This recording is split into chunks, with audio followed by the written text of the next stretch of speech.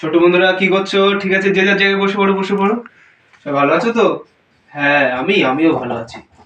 আচ্ছা, কত ক্লাসে আমরা কি শিখেছিলাম কে বলতে পারবে? আচ্ছা আয়শা, তুমি বলো দেখি। হ্যাঁ, কি বললো? ও বললো গত ক্লাসে আমরা ওয়ার্ড শিখেছিলাম। বাহ, ভেরি গুড গার্ল।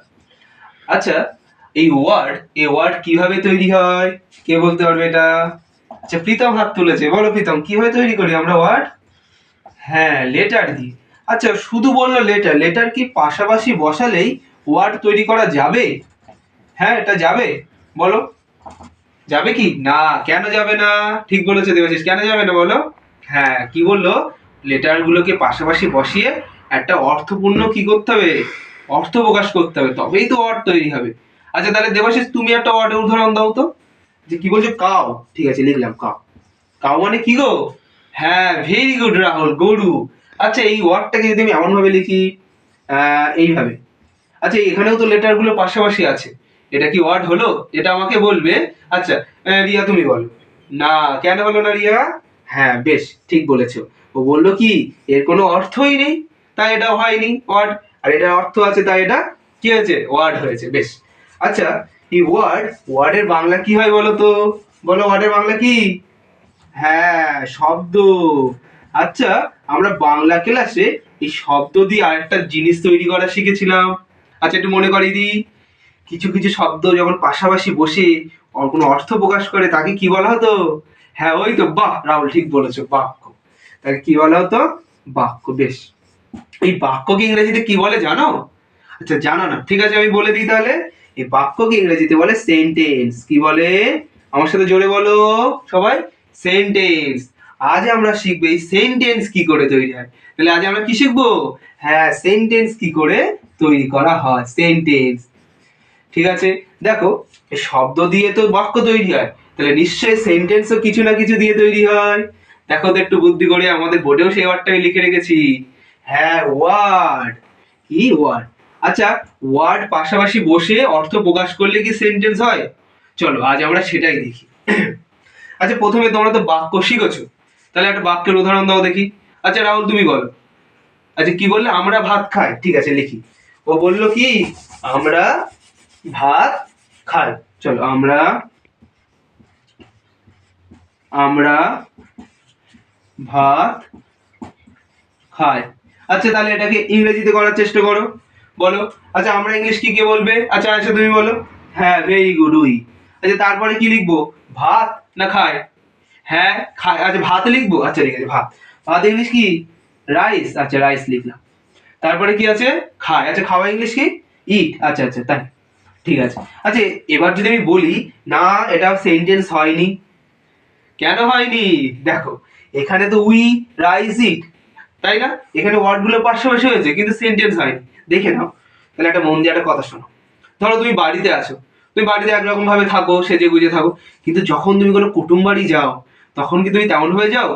যাই যেরকম ভাবে বাড়িতে থাকো না, তখন কি একটু অন্যরকম ভাবে সেজে গুজে দাও, তাই কি না? ঠিক তেমন এই যে বাক্যটা যখন বাংলায় ছিল তখন একরকম ভাবে ছিল, এই যখন ইংরেজিতে যাবে, ইংরেজি করতে হবে, তখন একটু সাজবে। কেমন করে সাজবে সেটা আমরা আজকে দেখবো। আচ্ছা, বলো আগে এখানে কি কাজ হচ্ছে? বলো তো। হ্যাঁ, খাওয়া কাজ। এই খাওয়া কাজটা করছে কে? আমরা, মানে যে কাজ করে তাকে বাংলায় বলে কর্তা। তাকে বাংলায় কি বলে? কর্তা। আর ইংরেজিতে বলে সাবজেক্ট। সবাই জোরে বলো, কি বলে? সাবজেক্ট। কি বলে বললাম? সাবজেক্ট। হ্যাঁ, প্রথমে সাবজেক্ট বসলো, তারপরে বসবে কি কাজ হচ্ছে? কি কাজ হচ্ছে মানে? খায়, মানে খাওয়া কাজ। এই কাজ করা বোঝালে বলো তো কি হতে পারে? হ্যাঁ, বাংলায় বলে ক্রিয়া। কি বলে? ক্রিয়া। আর ইংরেজিতে কে বলে? ভার্ব। কি বলে? ভার্ব। আচ্ছা, দেখো এবার কাজ হলো, কে কাজ করছে তাকে কি বলবো? ইংরেজিতে সাবজেক্ট। কাজ কাজ তারপরে কাজ করা ইংলিশ কি বলে? ভার্ব। এবার কি কাজ হচ্ছে? খাওয়া। কি খাচ্ছে? বলো, কি খাচ্ছে? ভাত। এই যে কি দিয়ে প্রশ্ন করে যেটা পেলাম সেটা হলো কর্ম। কি পেলাম? কর্ম। ইংরেজিতে হলো অবজেক্ট। কি বলবো? অবজেক্ট। তাহলে প্রথমে কাকে বসালাম? সাবজেক্ট। তারপরে কে বসলো বলো আমার সাথে? হ্যাঁ, ঠিক বলেছো, ভার্ব। তারপরে কে বসলো? অবজেক্ট। মানে কি কি কাজ হচ্ছে? দেখো, তাহলে এখানে তোমরাই বলো সাবজেক্ট কে? কে কাজ করছে? আয়েশা, কে কাজ করছে এখানে? হ্যাঁ, আমরা ইংরেজি কি? Very good, we. আচ্ছা, কি কাজ করছি আমরা? আচ্ছা, এটা দেবাশিস তুমি বলো, কি কাজ করছি? হ্যাঁ, খাই। তাহলে খাওয়া। তাহলে খাওয়া ইংলিশ কি এখানে? হ্যাঁ ইট, তারপর ইট। আচ্ছা কি খাচ্ছি এবার? এবার আমি বললাম খাওয়াটাকে প্রশ্ন করো কি দিয়ে, কি খাচ্ছি? প্রীতম বলো। হ্যাঁ ভাত, তাহলে ভাত ইংরেজি কি লেখা আছে? রাইস। তাহলে এখানে কি হলো? We eat rice. তাহলে দেখো এখানে ওয়ার্ড গুলো বসেছে কিন্তু এই অনুযায়ী বসেছে। প্রথমে কাকে বসিয়েছে? সাবজেক্ট, তারপরে ভার্ব, তারপরে অবজেক্ট। বোঝা গেল?